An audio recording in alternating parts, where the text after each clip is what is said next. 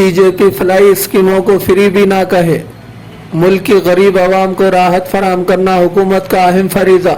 MLC कविता।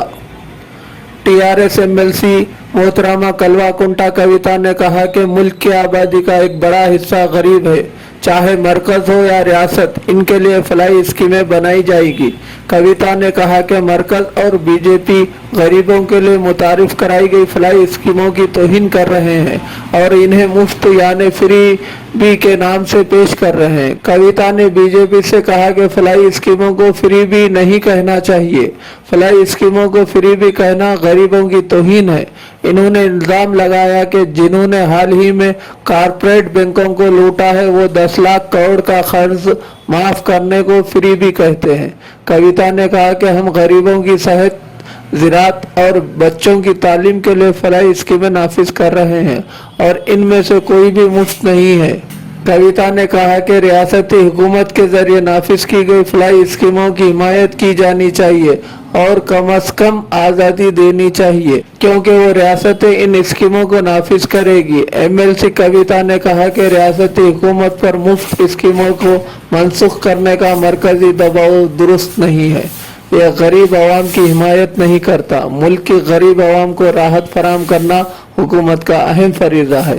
तेलंगाना हुकूमत गरीबों की फलाह व बहबूद के लिए पाबंद अहद है। हमारे हिंदुस्तान में अधिकतम जनता गरीब है और इन गरीब जनता के लिए हर सरकार, प्रदेश की सरकार हो, सेंट्रल गवर्नमेंट हो, वेलफेयर स्कीम्स चलाते आ रहे हैं काफ़ी दिनों से।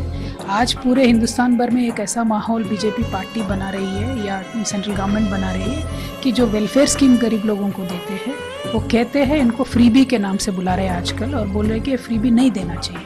मैं बीजेपी गवर्नमेंट से और बीजेपी पार्टी से ये रिक्वेस्ट करना चाहती हूँ, जो वेलफेयर स्कीम स्टेट गवर्नमेंट चला रही है उनको आप फ्रीबी मत बुलाइए, क्योंकि ये फ्रीबी बुलाने से गरीब लोगों का इंसल्ट होता है। फ्रीबी क्या होता है? फ्रीबी ये चीज़ होती है जो आपने अभी 10 लाख करोड़ का जो कर्जा माफ़ी किया है, जो कॉरपोरेट आदमी हैं जिन्होंने बैंक्स को लूट के गए हैं उनको जब माफ़ी किया उसको फ्रीबी बुलाते हैं। जो वेलफेयर स्कीम होता है गरीब आदमी के लिए, उनके हेल्थ के लिए, उनके खेती के लिए, बच्चों की पढ़ाई के लिए, ये सारे फ्रीबी नहीं कहे जाते हैं, क्योंकि ये सरकार का जिम्मेदारी होता है, चाहे वो प्रदेश की सरकार होने दीजिए, सेंट्रल गवर्नमेंट होने दीजिए।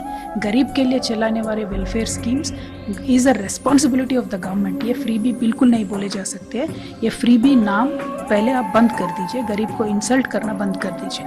दूसरी बात यह है, प्रदेश जो चलाती है वेलफेयर स्कीम, आप उनको सपोर्ट कीजिए। अगर आप उनको सपोर्ट नहीं करना चाहते तो भी प्रदेश को इंडिपेंडेंस दे दीजिए कि वो अपने आप में चला ले। जैसे तेलंगाना में हम चलाते हैं, हम राइतु बंधु स्कीम देते हैं, बच्चों को फ्री में पढ़ाते हैं, हेल्थ का अच्छा स्कीम्स है।